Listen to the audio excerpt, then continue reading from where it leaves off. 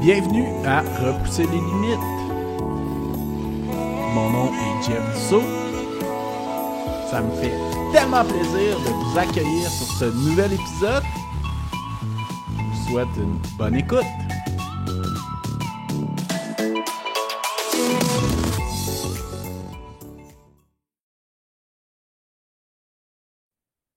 Bienvenue à Repousser les limites. Cette semaine, je suis en compagnie du grand dernier vainqueur du Tour des Glaciers. En plus de l'avoir gagné cette année, ça fait 2 années qu'il gagne, ex aequo avec une autre personne qui l'a gagné 2 fois aussi. Il est le premier finisher de la Chartreuse Terminotorum, qui est un petit peu la Barclay française. Sébastien Réchaud, merci beaucoup d'avoir accepté l'invitation, puis bienvenue sur le podcast. Ouais, c'est un plaisir, merci de m'avoir invité. Ben, écoute, tout le plaisir est pour moi puis pour nous au Québec, là. T'es une grande inspiration pour nous. Écoute, la première question qui est souvent la même, là, c'est comment le sport est arrivé dans ta vie? Bon, écoute, moi je suis issu d'une famille de. Mon père était sportif, on avait toujours des vacances un peu sportives, donc j'ai fait gamin du foot, du judo, comme beaucoup de gamins en France. Et puis au collège, j'ai rencontré des profs de sport extraordinaires qui m'ont donné le goût de l'athlétisme et du métier de prof de sport, parce que du coup c'est mon métier aujourd'hui. Et OK, du coup, depuis que super. j'ai 12 ans, je sais que je vais être prof de sport et puis je sais aussi que le sport va être une grande partie de ma vie. Donc, j'ai fait beaucoup d'athlétisme. J'ai fait de l'athlétisme pendant quasiment 15 ans. Je faisais du 110 mètres haies, du 400 mètres haies, rien à voir avec ce que je fais aujourd'hui. Et puis, voilà, dans les années 2000, j'ai eu envie de sortir du stade de 400 mètres. Puis, j'ai eu envie de nature. Et puis, je suis allé faire de l'adventure racing. Je me suis mis au raid aventure. Et puis un petit peu plus récemment, je suis parti sur des ultra trails XXL, un peu long, quoi. Voilà. Ouais. Les plus longs formats pas mal qui existent en cadre de course organisée, là. Ouais, c'est ça, ouais. Ouais. Je regarde, je suis un grand fan des efforts de longue durée où je suis pas à grande intensité, où je peux aussi contempler la nature et pas que regarder mes pieds être à fond. Moi, j'aime prendre, j'aime être imprégné, être dans la nature longtemps, quoi. Donc, ouais, c'est vrai que les grands ultras me passionnent. OK, qui est tout l'inverse de quand tu as commencé à courir. Excuse-moi? Ce qui est tout l'inverse de quand tu as commencé à courir en Oui. athlétisme. Bah oui, c'est clair. J'essayais de gagner 5 centièmes, un dixième de seconde sur 110 mètres web. Puis j'étais tout content. Tu sais, je m'entraînais 5 6 fois par semaine. Je faisais de la muscu. Et puis quand je passais de 14 secondes à 13,90 sur 110 mètres haies, j'étais tout fou, quoi. Et puis Puis après, je suis passé sur 400 haies. Donc là, j'ai monté la distance 4 fois, quoi. Et puis voilà, un jour, je me suis dit, allez, c'est bon, t'as fait le tour plusieurs fois du stade. Voilà, il faut. Bon, ça s'est fait un petit peu. Je sais pas, c'est bizarre, quoi. Mais bon, voilà, je suis parti dans les sports aventure de quelques heures, de quelques jours. Et puis voilà. Et puis après, les jours, c'était plus 2 3 jours, c'était 5 6 7 jours. Puisque je fais la Coupe du Monde d'Adventure Racing, toujours encore aujourd'hui. D'ailleurs, aujourd'hui, j'alterne entre les deux, entre l'Adventure Racing et les Ultra Trail solo, quoi. Et donc, du coup, voilà, je suis passé sur des épreuves de 3 à 7 jours et ça me convient très, très bien aujourd'hui. OK. Puis, ben, comment que la course en montagne est arrivée au juste? Bah, écoute, c'est la période du Covid hein, qui m'a un petit peu guidé là-dessus, puisque OK. quand le Covid nous est tombé dessus à tous, là, le championnat d'Adventure Racing a été mis en pause. Et du coup, il me fallait des projets. Et puis, je me suis dit, tiens, je vais tenter la traversée des Alpes. Il y avait un record de notre traversée des Alpes à pied, là, nord-sud, fait 600 et quelques kilomètres. Et puis voilà, je me suis lancé dans la traversée des Alpes 2 années de suite. Et puis voilà, j'ai battu le record, 150 heures, donc un effort long qui me plaisait. Et puis voilà, ça a été un petit peu un déclic de ce que je pouvais faire moi tout seul à pied sur des très longues distances. Et surtout le plaisir que j'y ai pris, quoi. Puis, toi, tu as fait ça en pleine autonomie? Ouais, voilà, moi j'ai voulu faire ce record en étant complètement éco-responsable, en autonomie, sans assistance. Et en fait, OK. donc j'ai pris un blabla, enfin j'ai pris du covoiturage, Je me ravitaillais, j'allais faire mes courses dans les petites alimentations, dans les supermarchés. Et puis j'avais personne qui m'aidait. Et puis j'ai battu le record qui était avec assistance. Donc ça a été un petit peu. Oh, wow! Voilà. Donc, si tu veux, Wow, c'est j'ai le impressionnant. record de la traversée des Alpes sans assistance, T'as mais le c'est double. meilleur. Voilà, j'ai les deux en fait. Ouais. Wow! Hey, c'est impressionnant, ça. Ouais. Puis, tu pars avec quoi, mettons, pour faire ce genre d'aventure-là sur toi?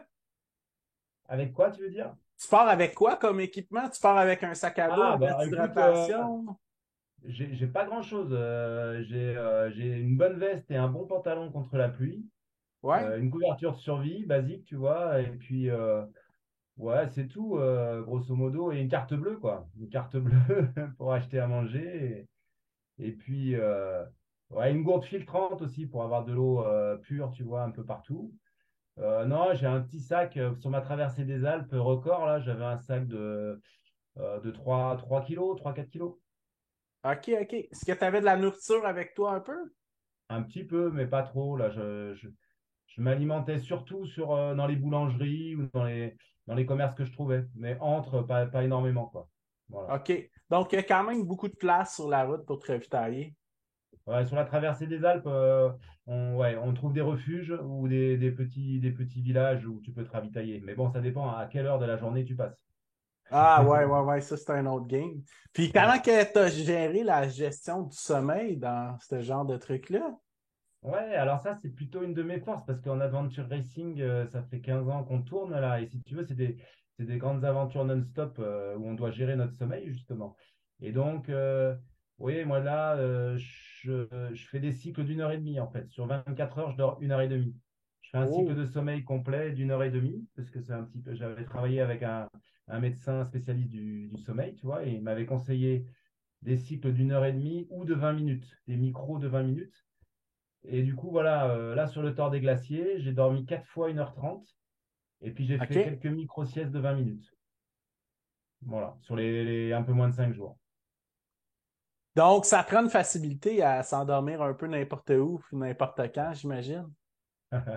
Ça, dès la deuxième nuit, tu te poses, tu pars. Non, mais ça, c'est Ouais, ouais, formidable. ça doit, hein?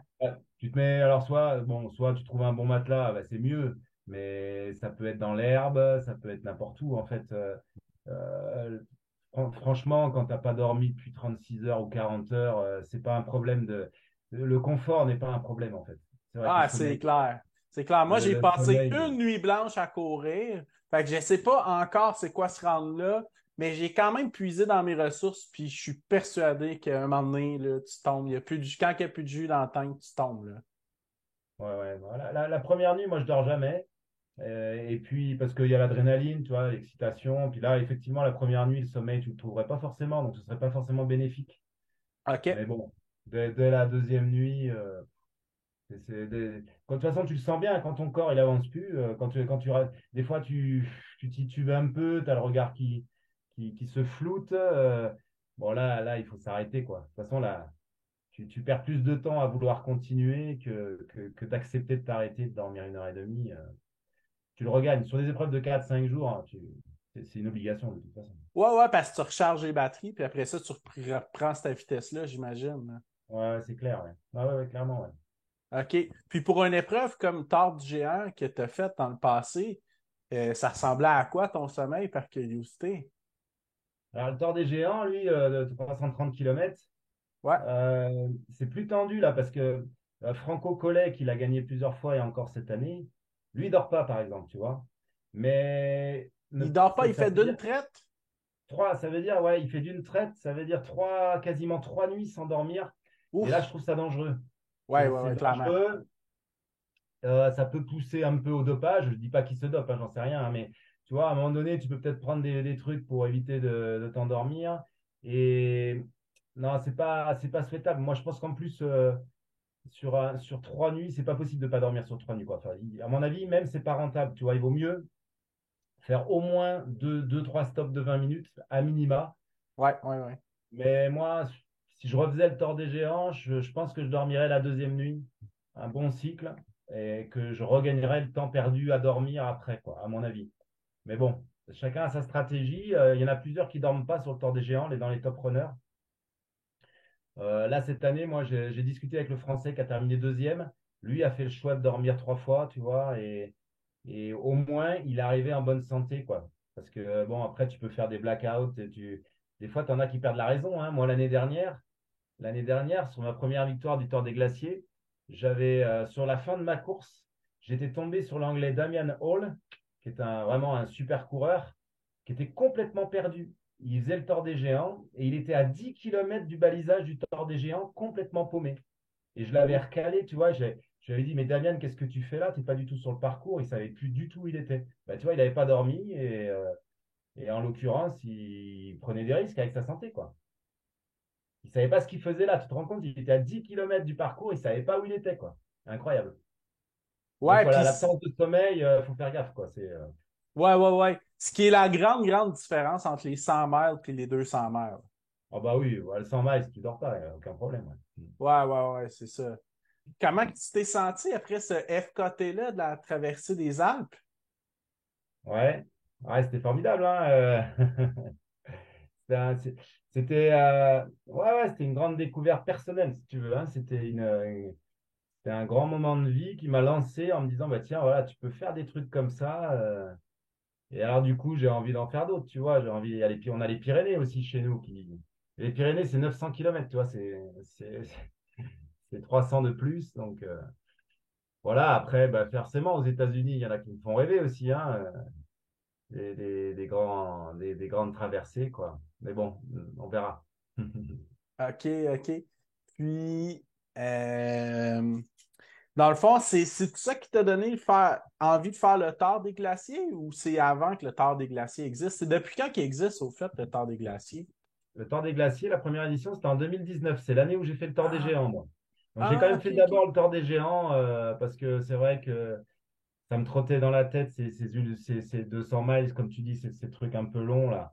Et donc je l'ai fait juste avant le Covid, ce Tour des Géants. Et puis ça s'était pas très bien passé parce que j'étais tombé malade à mi-course et Oh, j'avais fini vraiment dans le dur. Je l'avais quand même terminé, ce qui m'a permis de pouvoir faire le Tour des Glaciers ensuite parce qu'il faut pour faire faut le se Tour des Glaciers, il faut qualifier. avoir terminé un Tour des Géants en moins de 130 heures. Ouais, ouais, ouais. Et donc du coup voilà, je l'avais fait en 2019. Et après, j'ai fait mes FKT de mes deux FKT traversée des Alpes là. Voilà, ça a été un peu, voilà, 2019-2020, mes débuts en solo sur des grandes aventures, quoi. Puis, est-ce que ton temps de qualification t'avait donné envie de faire le Tour des Glaciers? Ouais, écoute, mon temps, il n'avait pas été ce que j'espérais, hein. De toute façon, je sais plus, j'avais mis 85 ou 90 heures, je sais plus. Je te dis, j'avais pas été au niveau que j'espérais à l'époque. Mais de toute façon, moi qui viens de l'adventure racing, on a des terrains hyper techniques, on est dans la jungle, on est dans des sommets, on est hors sentier tout le temps. Donc, si tu veux, le Tour des Glaciers, c'était sûr que ça allait me plaire, hein. Un peu plus long, plus technique. Il faut savoir que le Tour des Glaciers, c'est de la vraie montagne. Tu as plein de passages de via ferrata avec des cordes fixes, tu vois, non assurées, hein. T'as personne pour t'aider. Tu te débrouilles tout seul, tu n'as pas de baudrier, tu n'as pas de corde. Et puis, tu dois t'engager comme ça dans des passages parfois de plusieurs dizaines de minutes où tu grimpes avec des échelles, des cordes.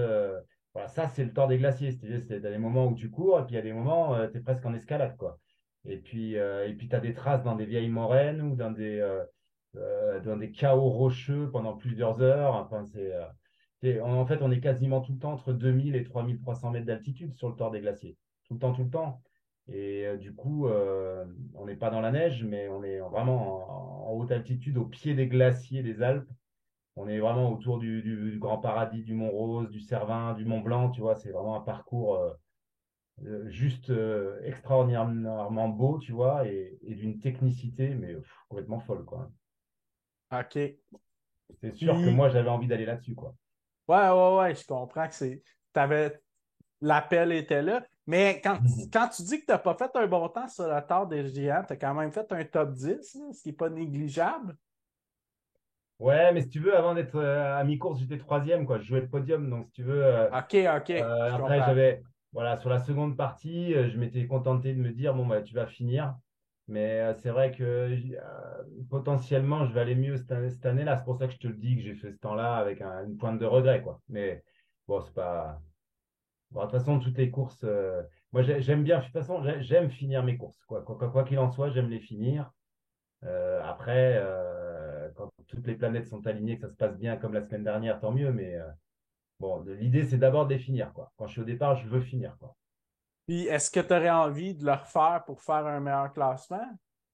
Ouais, je me suis posé la question, tu vois, parce que sur le Tour des Glaciers, la semaine dernière, je suis parti fort. Et à un moment donné, je regardais combien de temps j'avais mis pour faire 330 km sur le glacier, tu vois. Mais sauf que 330 km sur le glacier, ça en vaut beaucoup plus sur le géant, quoi. Ouais, ouais, Et il ouais. se trouve que j'étais quand même dans un super temps, quoi. Donc je me disais que oui, ça serait sympa de redescendre sur le géant pour voir si je peux jouer avec les tout meilleurs. En même temps, le parcours, il m'excite pas, quoi. Il est beaucoup plus, même c'est un beau parcours, hein, le Tour des Géants, attention, mais il redescend beaucoup dans les vallées. Il y a des parties roulantes qui me plaisent moins, où il faut courir, tu vois, à 12-13 km/h. Bon, c'est pas trop dans mes qualités non plus. Donc, non, je crois pas. Franchement, quand je retournerai dans le Val d'Aoste, ça sera pour le Tour des Glaciers. Ça sera pas pour redescendre sur le géant. Je crois que j'aime trop le glacier, quoi. Non, je crois que je serais déçu. Même un bon classement au géant vaut pas un glacier, quoi. OK, OK, super. Puis, pour la Chartreuse Terminorum, c'était-tu ta première tentative? Oui, bah écoute, OK. c'est pareil, il n'y a pas assez de week-ends dans l'année pour faire tout ce que j'ai envie de faire. Et cette Terminorum, c'était la cinquième édition. Et donc, c'est une Barclay française. Mais attention, parce qu'elle dure 80 heures. Nous, en France, c'est 5 tours de 12 heures. Non, qu'est-ce que je dis? De 16 heures. Ouais, c'est 5, OK. voilà. Et alors que la Barclay américaine, c'est 60 heures. Donc, elle est un peu plus longue. Et jusque-là, personne n'avait pu la réussir. Et écoute, surtout parce qu'il y avait eu des mauvaises conditions météo, je pense. Et puis cette année, j'avais postulé auprès de Laz pour faire la Barclay, la vraie Barclay, enfin la vraie Barclay, la Barclay américaine, quoi. Ouais, ouais. Et puis j'ai pas été pris. Alors du coup, je me suis dit bon ben c'est peut-être écrit que je dois faire la française, quoi. Donc du coup, je suis allé en Chartreuse, en France, et puis j'y suis allé. Comme si tu veux, je suis un peu l'orienteur, le navigateur de mon équipe en adventure racing. Donc si tu veux, l'orientation c'est quelque chose que j'aime, que j'apprécie. OK. Et du coup, je me suis dit, bon, bah, tu es capable de faire des efforts de plus de 100 heures, tu sais orienter, allez, on va aller jouer sur la Terminorum française, on va aller voir ce que ça donne. Et puis ça s'est super bien passé, les conditions étaient juste parfaites. On a eu une météo vraiment idéale, tu vois, le terrain était sec. J'ai pas eu de problème d'orientation, évidemment. Et du coup, au lieu des 80 heures, j'ai mis 72 heures, tu vois, j'avais même de la marge, donc j'étais le premier à la finir. Et puis, comme il y avait des bonnes conditions, il y a 4 collègues derrière moi qui ont fini un peu plus tard. Voilà. OK, OK. Fait que c'est une année vraiment spéciale. En plus que tu sois le premier à terminer de l'histoire de la course, il y en a d'autres qui Ouais, ont fini en arrière. ouais, c'est ça. C'était un peu comme la Barclay aux États-Unis, hein. Il y a eu beaucoup de finishers cette année. Ça a été une année faste. Ouais, ouais, ouais. Puis comment ça fonctionnait? Est-ce que vous étiez en groupe? Écoute, on est parti. Sur le premier tour, on était un groupe de 6 coureurs. Et puis, OK, du coup, c'était bien parce qu'il y avait des anciens de la course qui connaissaient les caches un peu de certains livres. Donc, ça m'a bien aidé. Au deuxième tour, on est reparti. On n'était plus que deux. Avec un Français, à François Deveau. Et puis, il a craqué sur le troisième tour. Et après, je suis parti tout seul les tours 3, 4, 5. Et comme on fait dans un sens puis dans l'autre, je croisais un petit peu à chaque fois les collègues. Et je voyais que l'écart montait un peu et que j'avais de la marge. Donc, si tu veux, je l'ai vécu, cette Terminorum, avec une certaine sérénité. Je n'étais pas trop en flux tendu par rapport aux 80 heures. J'avais de la marge, quoi. OK, OK. Puis dans cette course-là, j'imagine que tu as dormi au camp de base. Ouais, bah du coup, comme j'avais de la marge, j'ai effectivement fait des micro-siestes au tour 3 et 4, quoi. Tu vois, j'ai pris le temps de OK. dormir. entre le tour 3-4 et 4-5. J'ai dormi un peu, histoire de rester lucide et puis de rester dans le plaisir, tu vois. J'avais de la marge, je voulais pas me mettre minable. Donc voilà. Ouais, OK. 72 heures d'effort quand même, c'est bien de dormir un peu, quoi. Ah ouais, c'est clair. Puis, comme tu dis, la lucidité, parce qu'à un moment donné, l'orientation, si t'es pas Eh lucide, oui. ça doit être dur à combiner, hein? Ouais, ouais, ouais, là, tu peux vite faire une erreur, hein. Même dans le cinquième tour, à un moment donné, je me suis allongé 20 minutes sur le sol par terre parce que je sentais que j'avançais plus et que je perdais ma lucidité. On était de nuit, je voulais pas faire une erreur, tu vois, et me retrouver je ne sais où et puis savoir où j'étais et tout mettre en l'air comme ça sur le dernier tour. Donc là, je me suis mis par terre 20 minutes et j'ai attendu, et j'ai dormi, quoi. Puis, puisque j'ai la chance de m'entretenir avec le premier finisher de l'histoire de la course, qu'est-ce que tu recommanderais à quelqu'un qui nous écoute, qui aimerait ça la terminer? J'aimerais la terminer. Bah, c'est comme la Barclay, tu vois, bon, il faut un gros mental déjà. Bon, il faut être positif toujours, tu vois, et puis il faut une grande endurance, quoi. Il faut pas se pointer comme ça sur une épreuve de 80 heures sans avoir fait avant des 100 miles, des choses un peu plus progressives, tu vois. Donc, il ne faut pas se pointer comme ça. Et puis, il faut surtout prendre une carte et puis aller orienter dans la forêt, quoi, hein, et s'amuser, faire de la course d'orientation. Je ne sais pas si au Québec, vous avez des compétitions de course d'orientation, mais tu vois, nous en France, en Europe, c'est vachement développé. Et du coup, voilà, il faut se frotter à la carte, quoi. Il faut prendre une carte et puis jouer avec pour être hyper à l'aise. Parce que finalement, tu as beau courir vite. Si tu te trompes à chaque carrefour, tu n'y arriveras jamais à ce genre de course, quoi, hein. On a vu, tu vois, là, sur la Barclay, c'est pas forcément les coureurs les plus rapides qui la finissent, hein. C'est ceux qui orientent le mieux et puis qui gèrent bien leur sommeil et puis tu vois, Ben, c'est qui, beaucoup, beaucoup d'éléments ensemble, là. ah ben, c'est ça, bon, il y a trois, quatre facteurs essentiels. Oui, il faut de la résistance à l'endurance, il faut savoir orienter, il faut savoir gérer son sommeil, rester lucide. Puis il faut avoir un gros mental, tu vois, ne pas, tu fais une petite erreur de 15-20 minutes d'orientation, c'est pas grave, il faut y aller, quoi. Faut pas s'apesantir, il faut rebondir. Donc oui, c'est pour ça que on a si peu de finishers à chaque fois, c'est que ça fait beaucoup de composantes, quoi, hein, qu'il faut avoir en même temps, ouais. Puis, toi, pour une épreuve comme ça ressemble à quoi ta nutrition pendant 2 jours, presque 3 jours, je crois? Ouais, bah c'est mon souci, hein. J'ai un peu du mal à m'alimenter pendant les courses. Du coup, OK. ouais, j'ai un vrai problème à ce niveau-là. Du coup, je fais beaucoup marcher la lipolyse. Moi, tu vois, je brûle mes graisses, même si j'en ai pas beaucoup. OK. Euh, Comme je suis pas à une allure, je suis pas quand même à une haute intensité, je puise dans mes réserves. Et après, sinon, écoute, j'essaye d'avoir là, je travaille avec un nouveau partenaire qui me donne des boissons énergétiques un petit peu adaptées à base de baobab et qui sont intéressantes. Et puis sinon, ce qui passe bien, écoute, c'est tout ce qui est crème anglaise, les compotes de pommes, les crèmes anglaises, des trucs un peu liquides. Quand tu n'arrives pas à mastiquer, ça me sauve. Les yaourts. Là, sur le Tour des Glaciers, à un moment donné, j'y arrivais plus là pendant 2 jours. Au début, surtout avec la chaleur. Et finalement, les fromages blancs, les yaourts, les compotes, tout ça, ça passe super bien. Donc bon, j'ai et des produits nutrition, tu vois, adaptés sportifs. Et puis j'ai les plaisirs des produits laitiers un peu liquides là qui passent bien. Et puis sur le Tour des Glaciers, là, au bout de 3 jours, tout s'est bien régulé. Et puis après, c'était l'alimentation dans les refuges. Les refuges sont partenaires sur le Tour des Glaciers, c'est formidable. Donc tu arrives, déjà ils t'accueillent, c'est extraordinaire avec les cloches et les cornes de brume. Et puis, ils te demandent ce que tu veux manger. Alors, de la polenta, une tartiflette, ils te font des pâtes. Et du coup, quand tu es choyé comme ça, ils prennent soin de toi et tu repars. Donc, pendant 2 jours, ça a été à base de yaourt et de produits nutrition sportive. Et puis, les 3 derniers jours, c'était une alimentation, je dirais, classique, quoi, tu vois. Œuf, bacon le matin, lasagne le midi et polenta le soir, tu vois.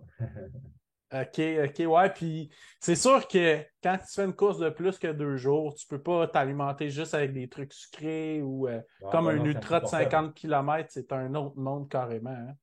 Voilà, puis il faut quand même rester un peu dans la vie réelle à ce niveau-là, tu vois, dans le plaisir aussi gustatif, Ouais, ouais, c'est ouais, ouais. clair, quoi. Sinon, c'est un peu du game. Moi, j'adore l'alimentation. Enfin, j'adore aller au restaurant. Je suis hyper gourmand. Donc, je me verrais pas manger des bars, des bars et des bars de céréales pendant 5 jours, quoi. Non, non, non, c'est clair. Puis ça sera pas assez de calories aussi à un certain point, Oui, à en mon plus. avis, là. Ouais. OK, super. Puis pour ceux qui connaissent moins un petit peu le tort des glaciers, là, c'est quoi la différence entre le tort des géants puis le tort des glaciers? Bah, c'est ce que je te disais un petit peu tout à l'heure. Bon, déjà, t'as 120 kilomètres de plus. Ouais, Et puis, c'est 120 kilomètres où tu vas faire du 1, 2 ou 3 kilomètres heure de moyenne, tellement c'est technique. Donc, tu es beaucoup plus haut en altitude et t'as des passages, il n'y a pas de sentier. Tu sautes de bloc rocheux en bloc rocheux. Tu grimpes tu grimpes des rochers avec des cordes fixes, des barreaux de via ferrata. Tu vois, tu as des passages comme ça. Et la différence aussi, c'est que tu retrouves que 3 fois ta base de vie. Donc ton sac d'allègement, tu vois, tu le retrouves que 3 fois. Par contre, tous les refuges en haute montagne sont partenaires et te ravitaillent. Mais bon, voilà, tu sais, ils parlent, les Valdôtains, ils parlent que c'est un grand voyage. C'est un peu ça, tu vois, le Tour des Géants, c'est une course, tu relances, c'est dynamique, tu peux courir par moments très vite, tu vois. Le glacier, c'est ultra technique quasiment tout le temps. Sur 450 kilomètres, tu vois, tu en as 380 où c'est difficile d'aller vite, quoi. Donc, bon, il faut être un très très bon descendeur parce que bon, j'ai envie de te dire que tout le monde est capable de grimper un col, quoi. Il n'y a aucun problème. Par contre, il y a des descentes très très engagées, très raides, très techniques, de bloc en bloc où tu peux vraiment te faire mal même, hein.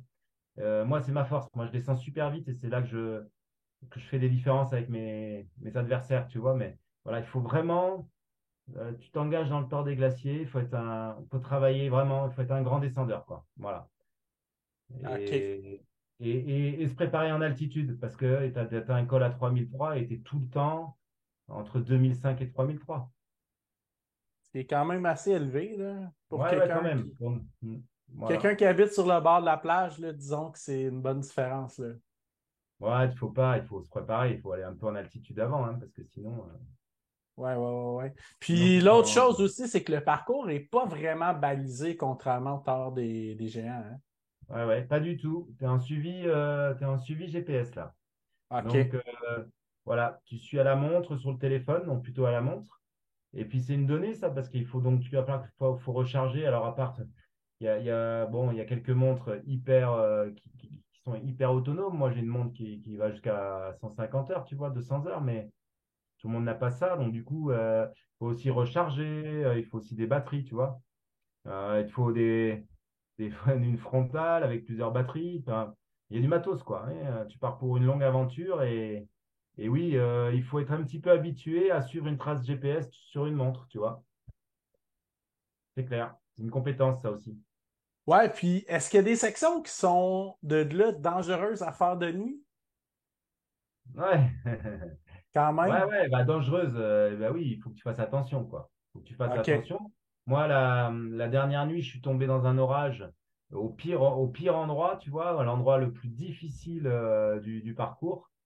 Je faisais du 0,5 km/h. Je faisais hyper gaffe pour pas me blesser parce que c'est que des rochers glissants. Tu dois suivre des cairns, tu vois. Et la montre, si tu as un décalage du GPS de 10 mètres, de nuit, tu vois rien dans l'orage. Donc, ouais, il faut rester vigilant, tu vois. Tu es en haute montagne, quoi. Il faut avoir de quoi t'habiller, il faut pas avoir froid. Et puis, il faut être. Ouais, ouais, il faut. Ouais, c'est pas un trail classique, quoi. C'est un grand voyage, une aventure, quoi. Puis comment qu'on se prépare à faire le tort des glaciers? Tu Ben, moi, j'ai disais passé tout le mois. l'acclimatation, c'est Ouais, un des ouais. points clés.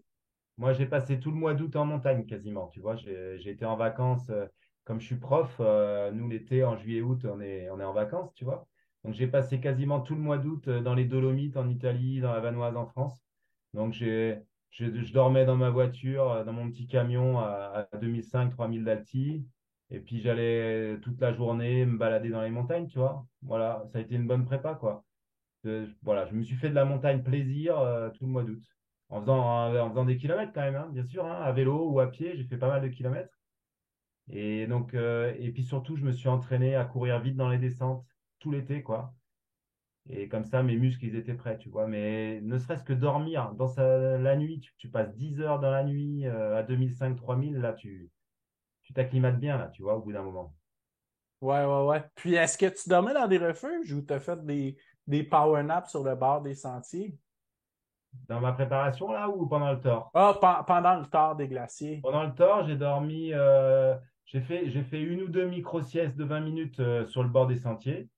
Et sinon, j'ai dormi dans les refuges, ouais. OK, Ouais, OK. ouais. Quatre fois dans les refuges. OK. Puis, dans le fond, qu'est-ce que tu dirais à quelqu'un qui a fait le tort des géants puis qui voudrait faire le tort des glaciers? Qu'est-ce que tu lui suggérerais? Ben, d'aller repérer le parcours, Ouais, ouais, d'aller ouais. d'aller sur place, tu vois, et puis de repérer les 3 4 5 passages techniques difficiles. Tu vois, d'aller les faire avant 2 jours. Et comme ça, voilà, pendant la course, s'il passe de nuit ou si le temps est moyen, il connaîtra déjà. Moi, je lui conseillerais ça, tu vois. Si c'est un Québécois, un Canadien qui y va, qu'il y aille 15 jours avant, tu vois, qu'il prenne vraiment des vacances longues et puis qu'il aille repérer les passages difficiles. Voilà. OK. Et ils sont répertoriés, c'est facile de les connaître. De toute façon, tu as la trace GPS en amont, donc tu peux aller reconnaître le parcours, c'est pas interdit du tout, hein. OK. Donc, ouais, le conseil que je donnerais, c'est que quelqu'un qui a réussi le Tour des Géants, ça ne veut pas dire qu'il va être en réussite sur le Tour des Glaciers, ça n'a rien à voir, quoi. C'est Donc, un autre monde carrément, hein? qu'il aille faire ses repérages, quoi. Voilà. OK. OK. Puis, qu'est-ce que tu fais de spécifique, toi, pour travailler tes descentes? Ah, écoute, rien, enfin, je me fais des petites séances à thème, tu vois. Des fois, je pars 2 heures et toutes les descentes, je les fais à fond. Ou OK. voilà, tout simplement. Ou avec des petits appuis rapprochés. Bah, après, c'est une compétence que j'ai développée petit à petit avec la course d'orientation. Moi, je fais beaucoup de courses d'orientation. Donc, si tu veux, en course d'orientation, on est dans des terrains hors sentier. Donc, on est habitué à. Mais bon, voilà, c'est un peu des séances à thème. Soit je me fais une grande journée de 10 heures en rando-course où je vais à une allure normale, tranquille. Soit je me fais des sessions un peu plus courtes où je vais vraiment aller très très vite dans les descentes, même à être très haut en cardio, tu vois, à envoyer fort. Et voilà, varier les allures en descente et puis essayer même de répéter tu prends une descente de 200 mètres de dénivelé négatif qui est bien technique, là, puis tu la répètes plusieurs fois.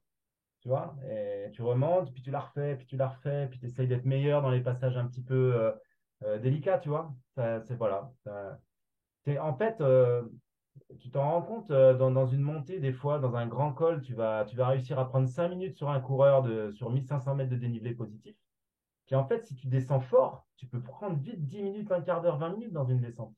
Tu fais beaucoup plus d'écart dans une descente si tu es un bon descendeur que dans une montée. Et c'est souvent OK. négligé dans l'entraînement. On parle toujours, tu sais, du dénivelé. Tu as fait combien de dénivelé, mais Ouais, ouais, ouais, ouais. bosse ta descente. Là, tu vas faire des écarts de dingue. Ouais, puis l'autre chose aussi, que pourquoi je te pose cette question-là, c'est qu'en ultramarathon, tout le temps, les histoires que j'entends, et même personnelles, c'est que tout le monde est rendu cassé à la fin d'un ultramarathon pour les descentes. Ouais, ouais. Puis, Mais parce puis qu'ils ne quand, sont pas entraînés. Parce ben que c'est parce que tu n'as ça, pas préparé tes muscles. Tu n'as pas exactement, préparé tes muscles. exactement. Puis est-ce que tu fais de la musculation spécifique pour t'aider à ça? Non, non, j'en fais pas, non. OK. Non, non, j'en ai fait assez quand je faisais de l'athlétisme. Quand je faisais du 110 mètres haies, j'en faisais assez de la muscu, j'ai plus envie d'en faire, non. Non, là, je fais tout dans la nature. Non, mais c'est clair. De toute façon, si tu fais une descente un peu rapide et que derrière, tu n'as plus de cuisses pour monter, c'est que tu n'es pas prêt. C'est que tu n'étais pas prêt, quoi. Tu Ouais, n'es pas ouais, ouais. entraîné. Tu n'étais pas bien entraîné, quoi. Donc, voilà. Pour préparer ses muscles sur la descente, et ça s'improvise pas. C'est pas parce que tu vas aller faire une fois un 1000 mètres de dénivelé négatif que tu seras prêt. Il faut en faire et en refaire, quoi. Ouais, ouais. Puis ça ressemble à quoi quand tu commences à en faire, puis tu es dans, mettons, ton pic d'entraînement avant le tard des glaciers? Tu fais 3 séances par semaine? Ça ressemble à quoi, mettons, plus ou moins? Voilà, j'ai des petites routines. Avant le départ, je fais 2 jours off, je fais rien, mais par contre, même le 5, 6 jours avant, je fais encore des gros trucs, tu vois. Je fais encore des bons dénivelés, ou même je me fais souvent un petit col à fond, tu vois, 5 jours avant, je me fais un petit 500 D plus à fond, un truc comme ça. J'aime bien pas tout couper, quoi, avant mes courses, quoi.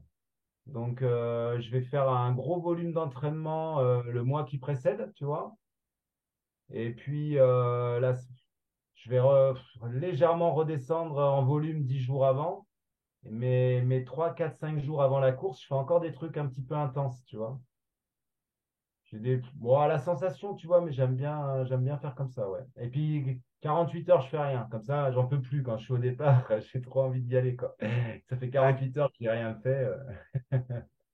OK, super. Puis est-ce que tu as déjà eu un entraîneur qui t'a suivi ou tu es vraiment plus spontané par toi-même? Ouais, non, écoute, quand j'ai fait de l'athlétisme, j'ai aussi entraîné moi beaucoup. J'ai entraîné un groupe de sprinteurs. Donc, tu me diras, le sprint, c'est pas de l'ultra trail, mais je connais bien les principes d'entraînement, on va dire. Et puis surtout, voilà, moi j'ai 50 ans, tu vois, c'est un 51 maintenant, donc j'ai beaucoup d'expérience. Et du coup, j'ai pas pris d'entraîneur parce que je suis vachement dans le ressenti, dans mes sensations du moment, comment je vais, tu vois. Des fois, je vais partir faire un footing. Et ben, au bout de 10 minutes, je rentre parce que je vois que ce jour-là, c'est pas la peine que je fasse quoi que ce soit, tu vois. Et du coup, je suis vachement à l'écoute et je suis plus dans le ressenti vraiment de mes sensations. Après, toi, j'ai un schéma global. Je vois ce qu'il faut que je fasse, mais j'adapte un petit peu en fonction de mes sensations. Je vois le volume qu'il faut que j'ai. J'essaye de maintenir de l'intensité, un peu de fractionner de temps en temps, tu vois. Donc, non, j'ai mes petites. Ça marche plutôt bien en plus, tu vois. Donc, je sens que je continue à progresser. Donc, non, j'ai jamais. Non, j'ai envie de me sentir libre. Et puis en plus, il s'arracherait les cheveux parce que l'entraîneur, parce que tu vois, je fais encore de l'aventure racing, donc je fais beaucoup de vélo, beaucoup de kayak. Donc j'ai un entraînement qui est croisé. Donc tu vois, quand je vais faire de l'intensité en kayak, je vais pas en faire en vélo derrière. Enfin, tu vois, non, je me débrouille pas trop mal, quoi, avec tous ces sports-là. Et puis, quand j'ai un objectif comme le Tour des Glaciers, là, je vais laisser tomber un peu le kayak et puis je vais faire 80% à pied, puis 20% de vélo, tu vois. Et je sais à peu près ce qu'il faut faire, quoi. Voilà. OK. Puis tu penses-tu que l'Adventure Racing fait de toi un meilleur trail runner? Ouais, c'est clair. Tu Ouais. sais, en adventure racing, on vit des trucs de dingue, hein. C'est des aventures où parfois on se retrouve en pleine jungle, au milieu des animaux, où on se retrouve complètement perdu. Et puis on est quatre, c'est des équipes de quatre mixtes, l'adventure racing. Et il y a une solidarité, il y a de l'entraide, on a l'habitude de rebondir, tu vois, ça va pas, il y a un équipier qui va pas bien, on va l'aider. Et si tu veux, l'adventure racing m'a permis, moi, de développer des qualités mentales très, très fortes qui aujourd'hui, si tu veux, j'ai vécu des trucs tellement difficiles en adventure racing que finalement, un Tour des Glaciers avec une trace GPS, je trouve ça presque facile, tu vois, en termes de navigation. Tu vois, il y a juste la gestion de l'effort. Mais quand tu as fait 15 ans d'adventure racing, euh, bon, voilà, le 100 miles ou le 200 miles, c'est juste un problème physique. Voilà. Il y a des tas de paramètres qui sont plus d'adventure racing et qui rendent la chose un peu facile, quoi, quelque part. Donc Ouais, ouais, oui, ouais, bon, ouais. moi je conseillerais à tout le monde de faire de l'adventure racing euh, pendant quelques années. Déjà, c'est un sport, c'est génial. C'est plein d'émotions, c'est des grandes aventures, c'est du collectif, tu vois, c'est un sport extraordinaire. Et puis ensuite, de temps en temps, tu vas faire les deux, quoi. Parce que moi, je suis un loup solitaire aussi, toi. J'aime bien être seul pendant 400 bornes, mais j'aime aussi partager, tu vois. Et en raid, en adventure racing, il y a un vrai partage collectif. Là, dans un mois, je pars au championnat du monde en Afrique du Sud avec mon équipe. Tu OK. vois, j'enchaîne là. Et là, je suis content, tu vois. Là, je passe à autre chose. Là, j'ai vécu mon truc solo. Et puis, dans un mois, on va au championnat du monde. On va essayer de faire un gros résultat. Et là, on est en équipe. Ça va être cool, quoi. Puis c'est quoi qui t'a amené dans l'Adventure Racing? Le hasard. Il y a un copain qui faisait du VTT qui m'a dit, tiens, il y a un petit raid d'aventure là, c'est VTT, kayak, course à pied, ça c'est 30 kilomètres, ça te dit, on essaye, et puis ça m'a plu. On n'était que deux et ça m'a fait marrer, j'ai trouvé ça sympa, puis c'était parti, quoi. OK, OK. Puis depuis là, t'en fais toutes les années. Ouais, ouais, ouais. Ouais, là, cette année, tu vois, je vais faire deux gros. Enfin, on a été en Croatie en Coupe du Monde. Là, on va au championnat du monde en Afrique du Sud. Et puis, OK? j'ai fait trois courses solo cette année. Tu vois, j'étais en Sicile pour un 500 km. J'ai fait la Termine Rome et le Tour des Glaciers. Donc, bah, écoute, sur les années qui viennent, là, je pense que je vais continuer à faire un peu les deux, quoi. OK. Puis, est-ce que le trail running fait de toi un meilleur aventureur? Ouais, c'est clair que sur les sections à pied, là, je suis le point fort de l'équipe, on va dire, quand on a des sections de trekking ou de course en adventure racing. Tu vois, quand on a 100 km sur une section de 100 km en adventure racing, moi, ça me fait pas peur du tout. Et du coup, mes copains, mes équipiers sont rassurés aussi que je sois avec eux pour ça, tu vois. Je peux porter beaucoup plus lourd dans les sacs. Donc oui, clairement, il y a un aller-retour. Ouais, clairement, toutes les sections à pied en adventure racing, c'est même le point fort de notre équipe, du coup. OK, OK, super. Puis, comment que tu as choisi ton équipe pour monter ton équipe d'Adventure Racing? Est-ce que c'est du monde que t'as connu à force d'en faire? Ouais, en fait, tu vois, tu rencontres des gens, tu lis d'amitié, tu fais une course avec eux, ça se passe bien, tu en fais une autre, et puis tu rencontres une autre personne. Voilà, moi après, j'ai une association ici en France où il y a des gens qui s'inscrivent, et puis tu connais comme ça. Il y a des jeunes aussi, tu vois. Moi, ça fait 15 ans que j'en fais, je change beaucoup de partenaires. Là, il y a des petits jeunes de 25, 30 ans qui intègrent l'équipe. Tu vois, donc ça change, ça change. J'ai des équipiers un peu fidèles, mais tu vois, dans mon team, dans ma team, on est 7-8 coureurs et puis ça tourne un peu. OK, OK. Voilà. OK, super. Puis, est-ce que tu penses le fait que tu sois prof d'éduc, là, ça t'aide aussi pour toi à construire tes entraînements? Que je sois prof?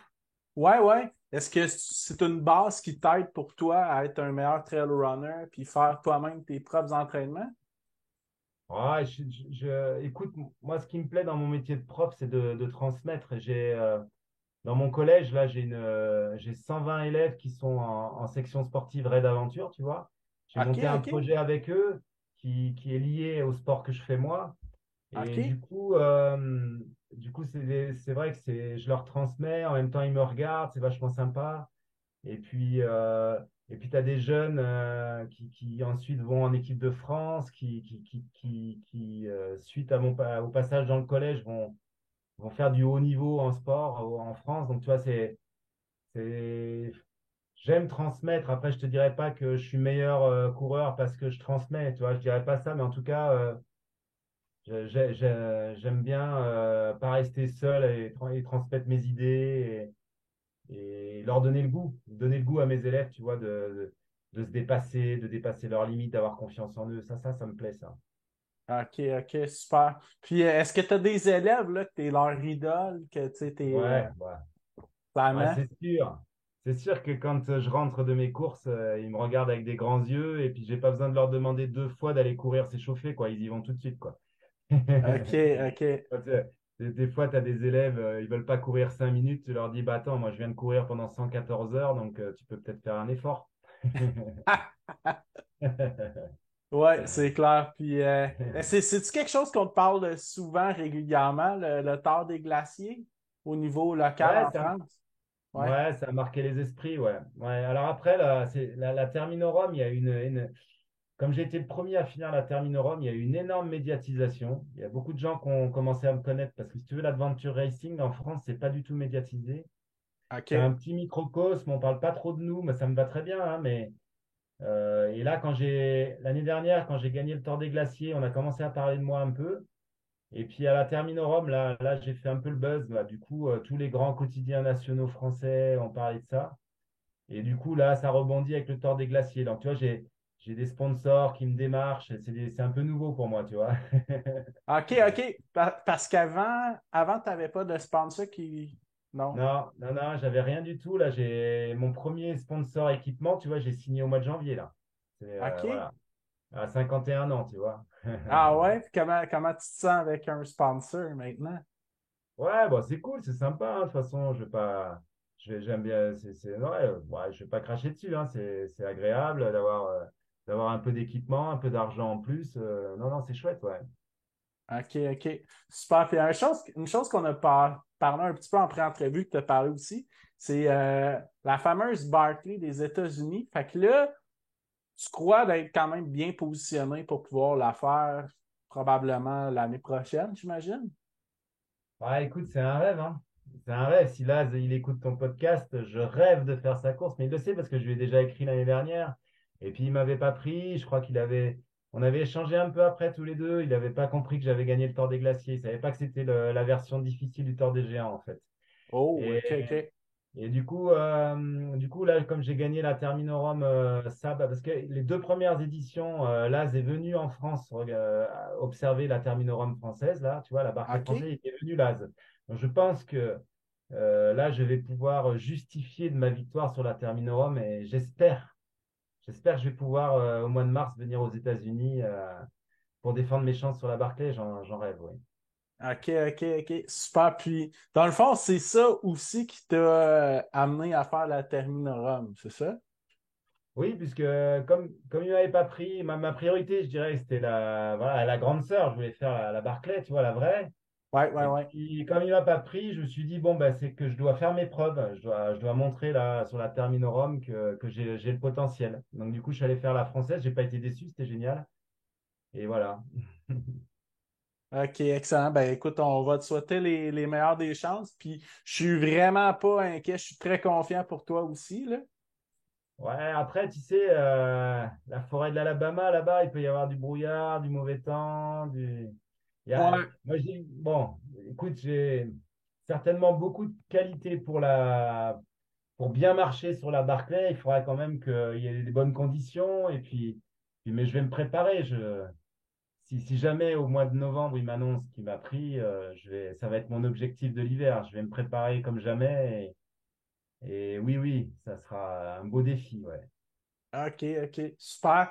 Donc, bon, c'est sûr que là, la Barclay, c'est une autre catégorie, mais après avoir gagné 2 fois le Tour des Glaciers, mettons qu'on parlerait de course aventure, moins technicalité à la Barclay, est-ce que tu vois encore d'autres options puis tu as d'autres défis qui s'en viennent? Oh, d'autres défis autres que la Barclay?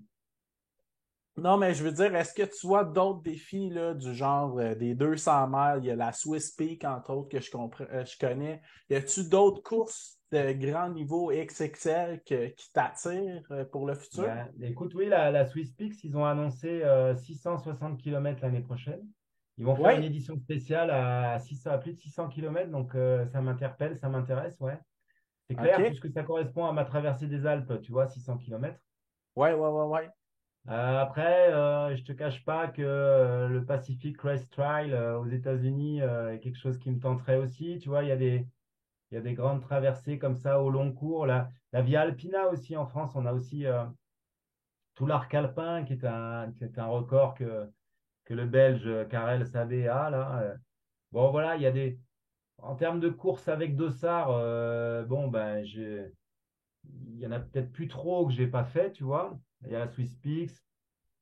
Il y a la Barclay, après, je sais pas, il faudra que je recherche, mais après, sinon, il y a la traversée des Pyrénées, voilà, il y a des massifs que ce soit en Europe ou voire ailleurs qui m'attirent, ouais, pour des grands défis, ouais. OK, OK. Puis l'UTMB, puis tout ça, c'est-tu quelque chose qui t'a déjà intéressé aussi? Alors, pas du tout. Écoute, c'est pas que, pour moi, c'est pas du tout la même chose, tu vois. Un UTMB, c'est 20 heures, 24 heures à fond, où tu regardes tes pieds, où c'est un peu une usine à gaz, tu vois. Il y a énormément de monde au départ. Tu as des assistants qui te remplissent tes gourdes. Enfin, pour moi, c'est pas ça, quoi, tu vois. Moi, j'aime être autonome et me débrouiller tout seul. On n'a pas besoin de quelqu'un pour se remplir de l'eau, quoi, tu vois. On peut le faire soi-même. Et puis, j'aime bien les efforts où au niveau cardiaque, je suis pas à fond, tu vois. J'aime regarder la montagne. Tu vois, moi, ça n'a aucun intérêt pour moi de courir à fond pendant 20 heures en montagne si tu regardes pas les paysages, si tu vas même pas observer le bouquetin ou le chamois que tu croises, tu vois.